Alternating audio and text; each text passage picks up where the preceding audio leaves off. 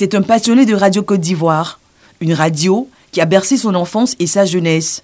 Mais pas seulement. Une radio qui aujourd'hui le pousse à effectuer le déplacement de Divo à Abidjan. Taïro Nicolas est heureux d'être dans les murs de la mer des radios pour souffler sa 60e bougie. C'est mon cœur. Tout le monde me connaît à travers mes interventions à la radio. Voici ce qui m'a aujourd'hui vraiment plu de venir physiquement à la radio pour faire la connaissance du personnel. J'étais vraiment épaté de faire la connaissance de la directrice de la radio.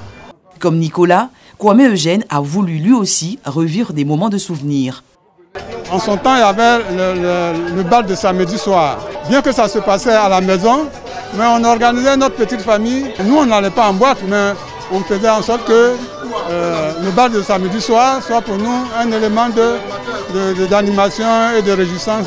Radio Côte d'Ivoire, première radio en Côte d'Ivoire, célèbre son soixantenaire sous forme de festivités, de panels, mais aussi à travers une exposition photo des pionniers qui ont marqué sa vie. Nous sommes vraiment fiers, heureuses d'avoir pu organiser ce soixantenaire dont l'objectif était de véritablement rendre hommage à nos pionniers, à nos dévanciers qui ont tenu de mettre cette maison. Ceux qui n'ont pas connu la radio, qui se sont rendus ici pour venir voir ces belles photos des anciens, des directeurs qui se sont succédés et des grands noms, des grandes voix qui ont rythmé cette radio et qui ont marqué l'histoire de la radio nationale.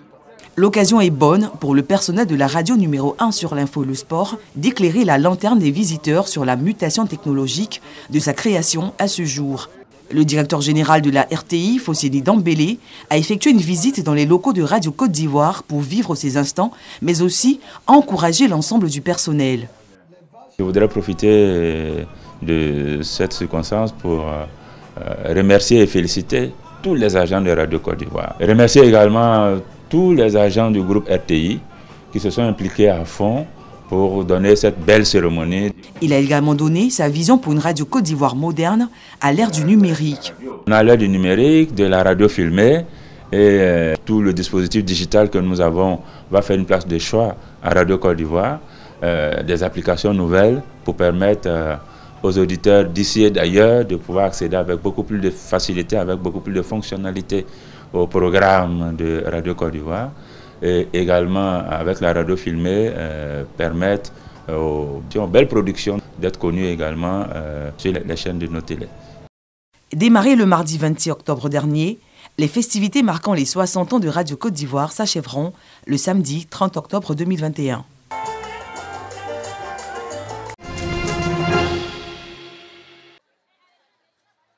Les élèves des lycées 1 et 2 de Grand-Bassam sont à la tâche pour rendre leurs établissements respectifs propres. À leur côté, plusieurs membres de la cellule civilo-militaire, une structure mise en place par l'État en vue de faciliter les échanges entre les forces de l'ordre et la population. Cette cellule est composée de tous les corps des forces de défense et de sécurité avec les acteurs de la société civile. La cellule civilo-militaire a choisi les lycées 1 et 2 pour donner un pouce à l'environnement, pour donner un coup de balai à l'environnement, pour que nos enfants puissent commencer sainement l'année. Nous sommes en début d'année et on dit toujours un esprit sain dans un corps sain. Si les enfants, on veut leur demander qu'ils réfléchissent, qu'ils deviennent quelqu'un demain, il faut bien qu'ils apprennent l'entretien de l'environnement.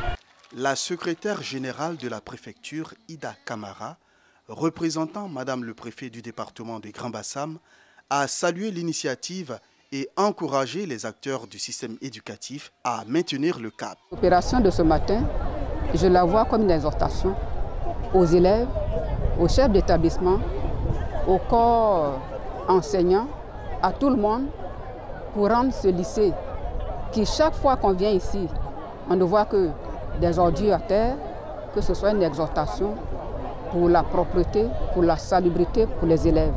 Parce que la propreté est égale à la santé.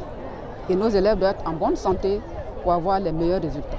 Les deux chefs d'établissement ont apprécié cette opération et se sont engagés à poursuivre cette activité de propreté.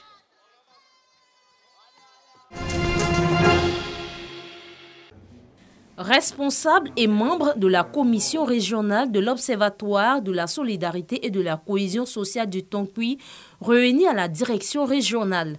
Leur présence, faire le bilan du fonctionnement de la commission, mais surtout relancer les activités qui visent à lutter contre la pauvreté dans le district du Tonkui et améliorer le fonctionnement de la commission. Cette réunion nous a permis de faire le bilan des activités, sinon des actions menées dans la région du Tonkui en matière de solidarité et de cohésion sociale.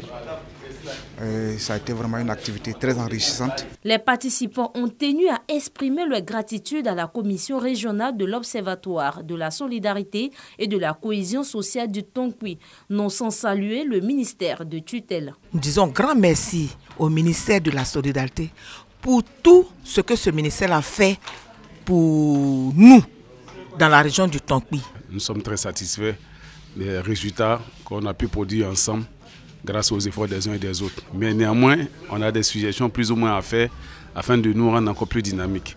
Il est important que nos moniteurs et monitrices vraiment soient de temps en temps récompensés pour encourager les gens à faire encore des efforts supplémentaires pour que la cohésion sociale puisse véritablement régner au sein de notre région. Cette réunion a bénéficié du soutien du secrétaire général de la préfecture du département de Mans. Il représentait à cette rencontre le préfet de région. Par ailleurs, président de la commission régionale de l'Observatoire de la solidarité et de la cohésion sociale du Tonkui. Il a félicité et encouragé les membres de la dite commission pour leurs actions de cohésion au service de la région.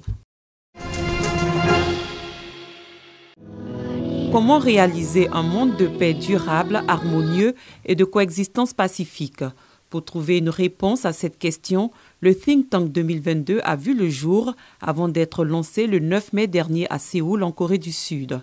C'est une initiative du Dr Ak Cha-Han-moon, cofondatrice de la Fédération pour la paix universelle, une organisation qui œuvre pour la paix dans le monde.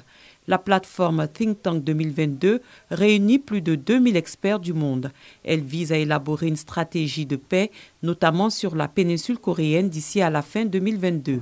C'est dans ce contexte que s'est tenu le 16 octobre 2021 le premier forum Think Tank 2022. Dr Ak Cha-Han-moon propose donc une solution fondamentale. Par l'interdépendance, la prospérité mutuelle et des valeurs universellement partagées, elle affirme que nous pouvons résoudre le conflit et la division sur la péninsule coréenne. Elle explique également que Dieu est le parent céleste de l'humanité et propose une vision où les États peuvent non seulement résoudre les problèmes qui affligent l'humanité et réaliser une Corée céleste unifiée, mais aussi réaliser un monde de paix durable, une seule famille humaine sous Dieu, notre parent céleste. Je tiens à saluer Dr Moon, qui s'est échappé de la Corée du Nord juste avant la guerre de Corée et qui est toujours aussi dévoué à la réunification pacifique de la péninsule coréenne. Le Think Tank 2022, qui rassemble des experts internationaux de la Corée, du Japon, des États-Unis et de tous les pays, est en effet louable. C'est son rêve de toute une vie de voir la Corée unifiée pacifiquement. Cette rencontre était également meublée par 3 panels d'experts des États-Unis, de la Corée du Sud et du Japon. Ils ont fait part de leurs réflexions sur les voies et moyens pour la réunification pacifique des Corées du Nord et du Sud. Une marée humaine au stade du 26 mars dans la capitale malienne. Venus des villes de l'intérieur du pays et des pays voisins, ces fidèles musulmans répondent à l'appel de Chérif Ousmane Madane Aïdara, guide de la communauté musulmane Ansardine internationale, dans le cadre de la bénédiction de clôture du Maoulid. C'est une très bonne initiative. Le Chérif Ousmane Madane Aïdara nous donne beaucoup de conseils. Il y a beaucoup de pays, presque 36 pays qui sont ici. Nous avons 20 fédérations Ansardines à travers la Côte d'Ivoire. Les présidents de ces fédérations sont présents avec les trésoriers ainsi que les délégués féminines de ces fédérations-là. En plus de ça encore, il y a eu des centaines de membres qui sont venus volontairement de Côte d'Ivoire. Ça a une importance particulière, voilà, pour que tout le monde arrive à profiter des bénédictions finales. C'est une occasion pour remonter le moral, la spiritualité de toute personne qui aime le messager d'Allah, pour dire que ce n'est pas une religion de violence, non, c'est une religion de tolérance, d'amour et de fraternité et de rassemblement surtout. Un rassemblement pour des bénédictions en faveur de la paix et de la stabilité en Afrique, et en particulier au Mali. Présent à cette rencontre qui a mobilisé les leaders des différentes confessions religieuses, le Premier ministre Choguel Kokala Maïga a, au nom du président de la transition malienne, invité les guides à intensifier les prières pour que le pays retrouve sa stabilité d'antan. Cela afin d'amorcer véritablement son développement. À l'initiative de cette journée de prière, Chérif Ousmane Madane Haïdara, par ailleurs président du Haut Conseil islamique du Mali, a exhorté le peuple malien à l'union en vue de faire barrage aux attaques terroristes.